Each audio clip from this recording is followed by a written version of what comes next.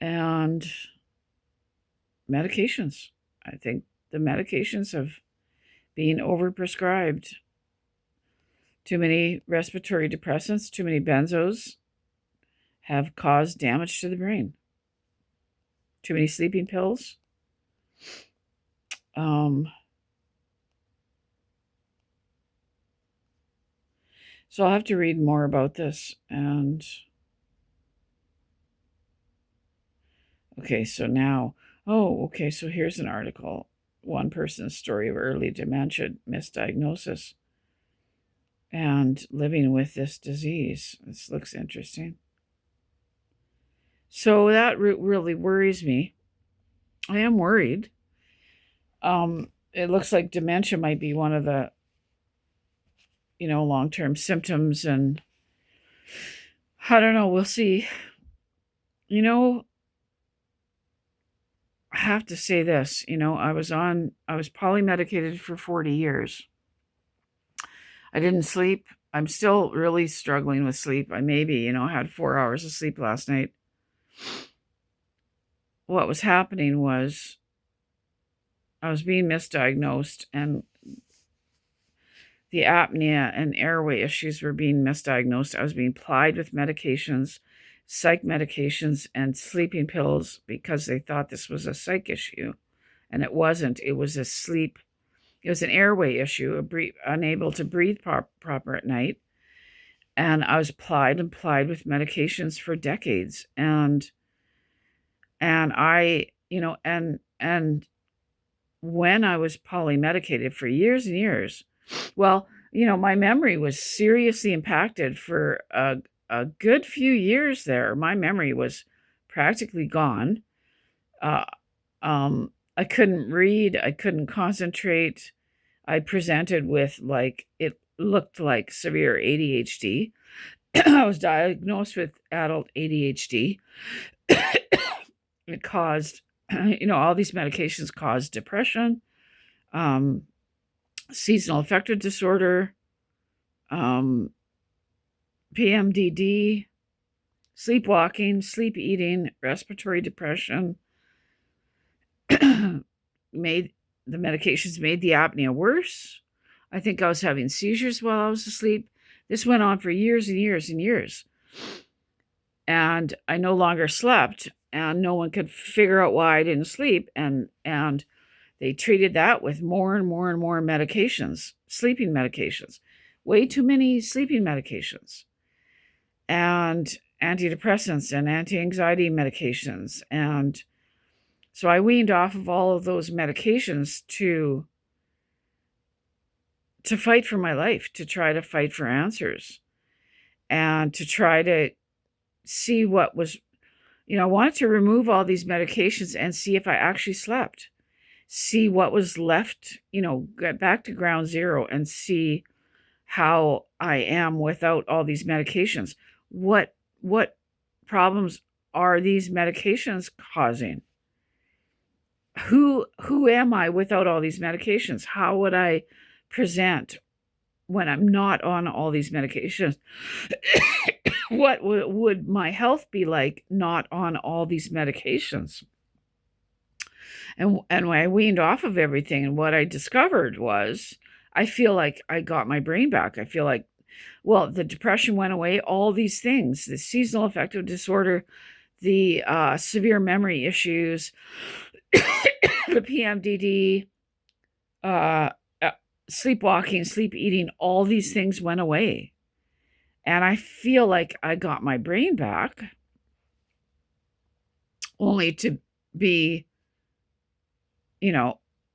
sick, chronically sick. I got injured weaning off the last two medications. I got brain injured weaning off the last two medications. In acute withdrawal and BIND, benzo-induced neurological disorder, and nerve damage, and all these symptoms. I've got Chiari malformation, all these symptoms, tinnitus, hearing issues, blurry vision, breathing issues. I feel like I got my brain back for years in it, pardon me, in exchange for all this physical illness and brain damage. So I got severely injured and almost killed, weaning off the last 2 medications. So now where am I at? Are we going to be, overly sunny and overly optimistic and we're going to say all this goes away? These injuries took place 6 and 8 years ago.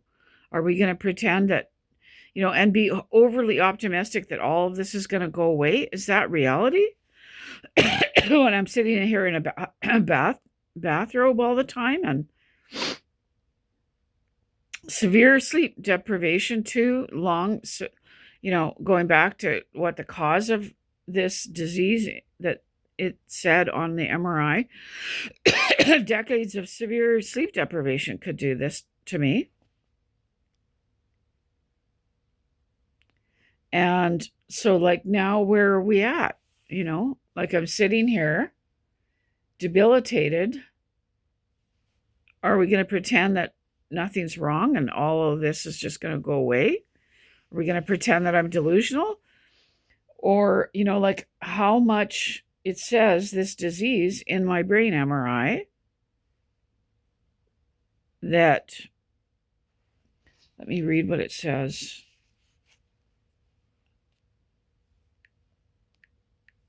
And it, they can see the evidence of the disease on the MRI. So we're not going to pretend it's not there when there's actual physical evidence. Just let me see what this says.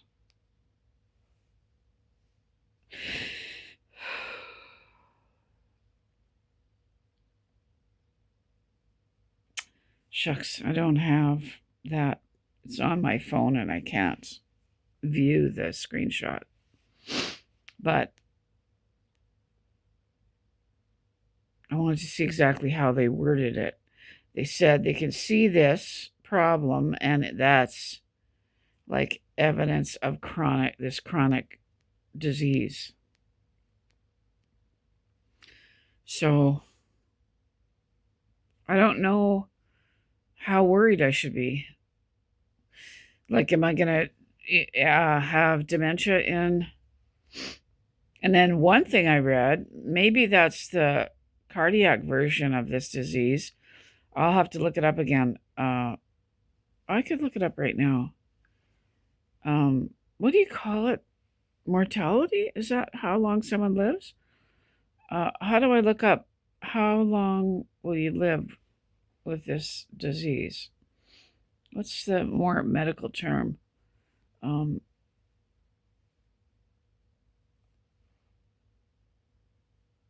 brain's not working. I'll just look it up here. How long will someone live?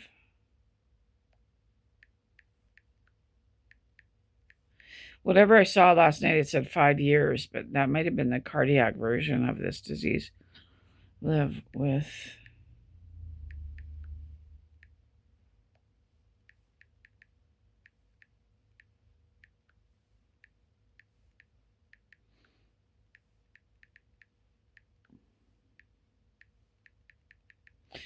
It's hard to type with just one finger.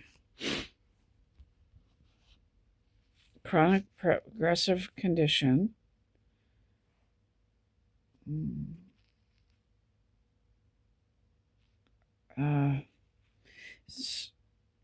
Survival times vary significantly based on symptom severity and comorbid conditions. Okay, so here, this is terrifying. This is terrifying.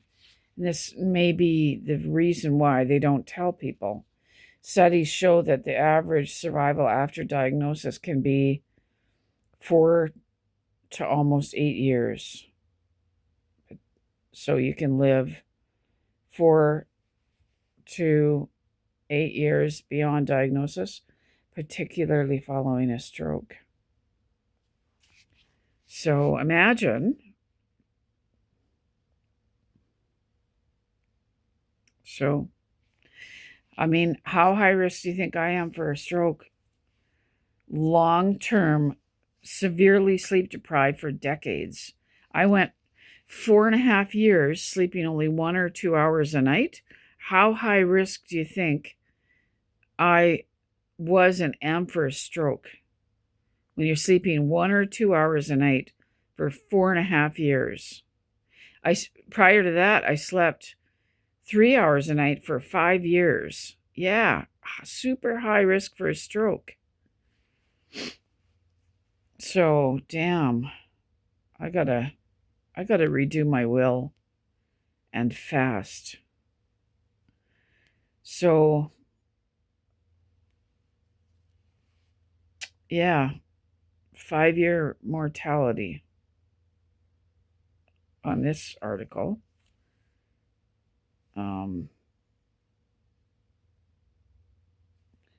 So, yeah, so, like depending on the way doctors view this, I might ask my family doctor, and this they the way doctors might view this, it might be like, everybody has this, blah blah blah, or it might be like, yeah, this is you may have 5 to 8 years to live. That's what this might really be it. I don't think at all that this is what I've been suffering from for years. I think all the undiagnosed stuff, the sleep deprivation, the decades of undiagnosed and untreated sleep apnea, I think all of that has caused this. I don't think this is a disease that the holy grail that I've been suffering from for years. I think what I've been suffering from and misdiagnosed and untreated and prolonged low oxygen for years, untreated apnea, stopping breathing nonstop, puts the body in crisis for, years and years. I was in crisis and no one could diagnose the apnea, stopping breathing over and over and over through the night for years and years and years, 40 years. From the time I started fighting for help, years of prolonged low oxygen, years of severe sleep deprivation, I think, caused this serious brain damage. And yeah, there's eventually some major harm is going to come from it, like a heart attack or a stroke or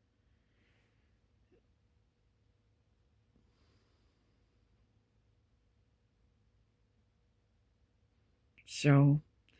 I want my doctor's opinion. I want the family doctor's opinion.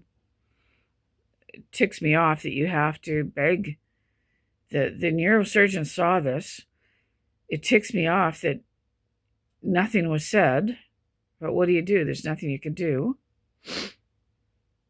Or, I guess stroke or dementia might be the worst outcome.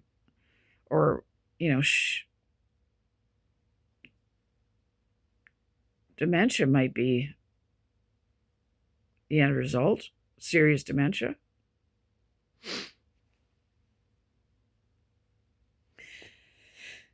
Anyways, I don't know how concerned I should be, but I'm guessing I should be worried.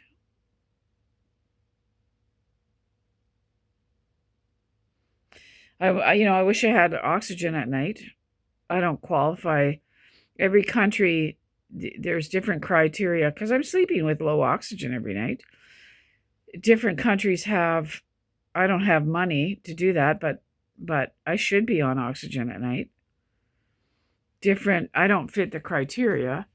The criteria is stricter here for home oxygen than in the States.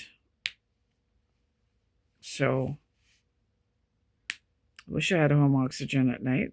It would help me. It would help my brain. Nobody should have an oxygen-starved brain. Anyways.